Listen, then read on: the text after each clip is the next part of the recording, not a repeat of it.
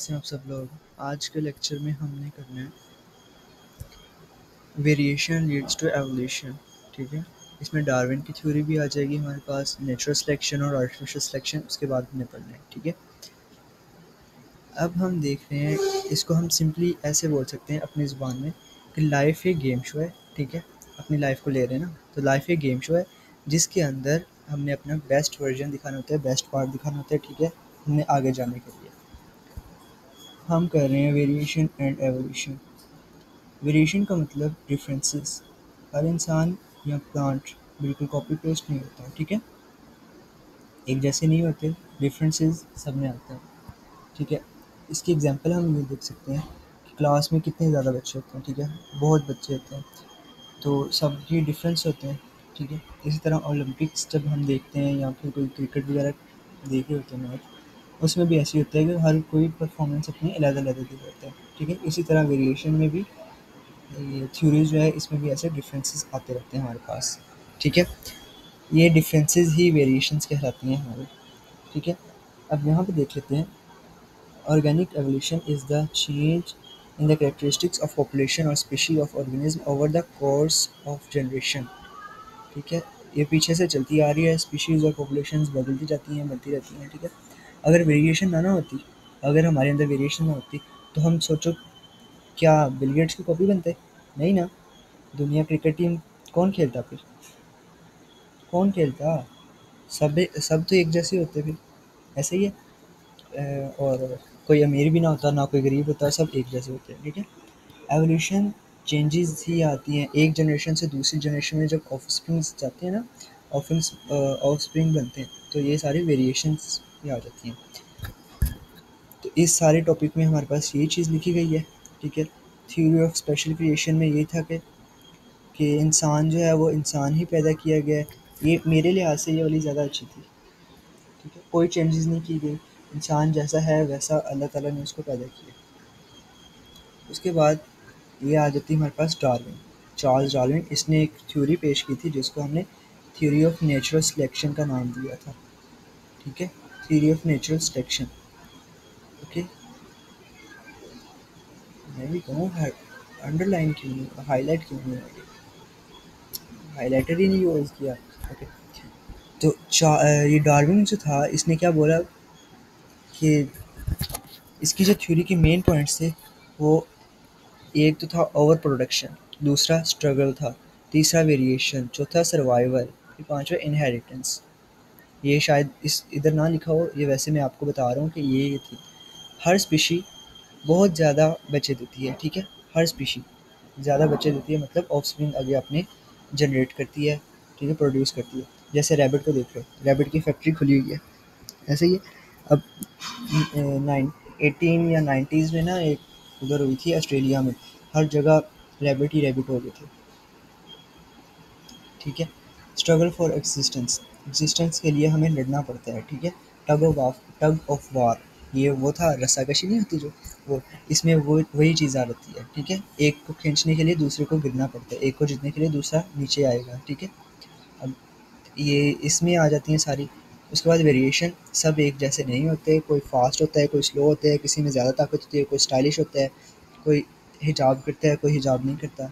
ठीक है, इस तरह सर्वाइवल ऑफ फिटेस्ट, सेहतमंद रहने के लिए हमें फिट भी रहना पड़ता है। ठीक है, हमें अच्छा सर्वाइव करने के लिए ज़्यादा देर तक, मतलब नेचर नेचर क्या कहती है, जो सबसे फिट, ज़्यादा फिट होगा वही ज़्यादा अच्छा खेलेगा, वो ज़्यादा काम करेगा अपने। ठीक है, और वही ज़्यादा देर तक ज़िंदा रहेगा, ये नेचर कहती है। ठीक है, फिर आगे इनहेरिटेंस आ जाता है, जो ट्रेड्स होते हैं, यूज़फुल होते हैं, वो अगली जनरेशन तक चले जाते हैं। ठीक है, अब देखो जिराफ की मिसाल है। जिराफ की गर्दन जो होती है, वो माना जाता है कि पहले उसकी गर्दन छोटी थी, उसने पत्ते खाने होते थे तो ऊपर को देखता था। जब ऊपर देखता था, उसको ऊपर, ठीक है, गर्दन आप अपने ऊपर करता था, ऊपर करता था, इस वजह से वो करते करते उसकी ग्रोथ होने लग पड़ी गर्दन की। ठीक है, फिर एट द एंड उसने अडॉप्ट कर लिया। फिर वो जो अडॉप्ट किया वो अपने अगले ऑफस्प्रिंग्स में देता गया। ठीक है, जेनेटिक्स की वजह से इस तरह उसकी जिराफ की अब गर्दन जो है वो बहुत ही लंबी बन चुकी है। ठीक है, फिर नेक्स्ट आ जाती है नेचुरल सिलेक्शन। नेचुरल सिलेक्शन क्या है हमारे पास? नेचुरल सिलेक्शन का मतलब है नेचर अपना एडिशन ले रही है, ठीक है? मतलब कौन किस तरह कर रहा है, कौन उसको किस तरह अडॉप्ट कर रहा है, ठीक है? वो नेचर खुद आपको फिर बताएगी आगे, ठीक है? जैसे ऑक्शन नहीं होते, कोई चीज़ किसी ने उठा ली, कोई किसी ने उठा ली, ठीक है? जैसे ड्रामों में आपने वो ज़्यादातर देखा होगा कि उसको अवार्ड मिल रहा है, उसको नहीं मिल रहा, ठीक है? इसी तरह नेचुरल जो है वो सिलेक्शन कर रही है हमारी। जो ऑर्गेनिज्म नेचर की कंडीशंस में ठीक जाते हैं, ठीक है? टिक जाते हैं, यानी कि मतलब ये है कि जो उसकी कंडीशन है, जैसे टेम्परेचर किसी जगह पे ज़्यादा है, उस जगह पे जो टेम्परेचर ज़्यादा वाले होंगे जानदार या जानवर, वही उसमें सर्वाइव कर सकते हैं, जो नहीं कर सकते वो मर जाता है, ठीक है? वो ख़त्म हो जाता है वहाँ से। इसी तरह कुछ इलाके ठंडे होते हैं, वहाँ पे सिर्फ जो जिसके ऊपर बाल ज़्यादा हैं या ठंड को फील नहीं करते या ठंड को कर लेते हैं अपने अंदर, जज़ब कर लेते हैं, रहना सीख जाते हैं, वहाँ पे वो इजीली फिट हो जाते हैं, ठीक है? जैसे हम जो फेल हो गया वो बाहर निकल गया, ठीक है? मार गया। अब जो अपनी लाइफ की बाजी लगाते हैं और फिर फेल हो जाते हैं, वो मार ही जाते हैं ना, ऐसे ही है। इस तरह आर्टिफिशियल सिलेक्शन। अच्छा, अभी हम नेचुरल सिलेक्शन की मिसाल एक देख लेते हैं। मिसाल इसकी ये है कि जो बैक्टीरिया होते हैं ना, कुछ बैक्टीरिया एंटीबायोटिक्स का जवाब दिया, ठीक है? हम इम्यून हैं डॉक्टर साहब, और वो सर्वाइव कर गए। देखो एंटीबायोटिक्स होती हैं, किसी को एंटीबायोटिक हम देते हैं खाने के लिए, ठीक है? अगर उसको बैक्टीरियल इन्फेक्शन है तो हम उसको एंटीबायोटिक देंगे। एंटीबायोटिक जब देंगे तो बैक्टीरिया क्या कह रहा है? बैक्टीरिया कह रहा है डॉक्टर साहब मैं इम्यून सिस्टम को ठीक कर दूँगी। हालाँकि इम्यून सिस्टम किस कौन ठीक करता है? वो तो वैक्सीन करती है ना, वैक्सीन इम्यूनिटी को इंक्रीज़ करती है। लेकिन यहाँ पे बैक्टीरिया कह रहे हैं, इसलिए बैक्टीरिया की बात मान ली और उसने वो दे दिया, ठीक है? आपको अगर समझ नहीं आ रही तो इसको छोड़ें, फिर ये बुक वाले पढ़ेंगे हम। आर्टिफिशियल सिलेक्शन में अपनी मर्ज़ी से हम करवाते हैं, ठीक है? जैसे हम खुद ब्रीड करवा रहे होते हैं आर्टिफिशियल सिलेक्शन में। यहाँ तक हमने पढ़ लिया। अभी ये वाला ये टॉपिक आर्टिफिशियल सिलेक्शन, इसके अंदर हमने पढ़ना है कि जो खुद हम ब्रीडिंग करवाएंगे, ठीक है? या इसकी करवा दी इसके साथ, ठीक है? इसके साथ करवा दी तो ये बन गया या ये बन गया, ठीक है? अब मुख्तलिफ अक़साम की होती है ना, जैसे ऑस्ट्रेलियन काऊ है और उसका किसी और के साथ ब्रीड करवाया तो जो उसका मेल होगा उस तरह बन जाएगी, ठीक है? उसकी क्वालिटीज़, दोनों की क्वालिटीज़ उसके अंदर आ जाएंगी, तो फिर वो ज़्यादा पावरफुल बन जाएगा। इस तरह फॉर्मल्स होते हैं वो काऊ के दूध की वजह से होते हैं, ठीक है?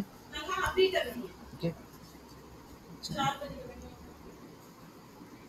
और इसी तरह डॉग्स की अलग अलग होती हैं, ठीक है? देखो नेचुरल सिलेक्शन का हम बिग बॉस शो हो गया, आर्टिफिशियल सिलेक्शन मास्टर शेफ़ हो गया। मास्टर शेफ़ कोई कुछ भी बना सकता है, ओके? कंक्लूजन इसकी आ जाती है, variation is the raw material of evolution, ठीक है? वेरिएशन जो है वो एक रॉ मटेरियल है एवोल्यूशन का। डार्विन ने बताया कि एक सर्वाइवल एक कंपटीशन है जिसमें नेचर की जज है, ठीक है? नेचर उसको जज करती है, ये डार्विन ने बताया। नेचुरल सिलेक्शन में नेचर डिसाइड करती है, ठीक है? नेचुरल सिलेक्शन में नेचर डिसाइड करती है, आर्टिफिशियल सिलेक्शन में इंसान डिसाइड करता है कि क्या क्या बनता है, ठीक है? तो ये आज का हमारा टॉपिक था। अब देखो लाइफ का गोल्डन रूल अपना बनाओ, अडॉप्ट करो, वरना डिलीट डिलीट हो जाओ। ये हम उसको इसके लिए ले रहे हैं, आर्टिफिशियल सिलेक्शन के लिए, ठीक है? ओके, मिलते हैं आपसे अब नेक्स्ट लेक्चर में। अगर समझ नहीं आई तो फिर पूछ लें, कमेंट्स में पूछ लें, ठीक है? अल्लाह हाफिज़।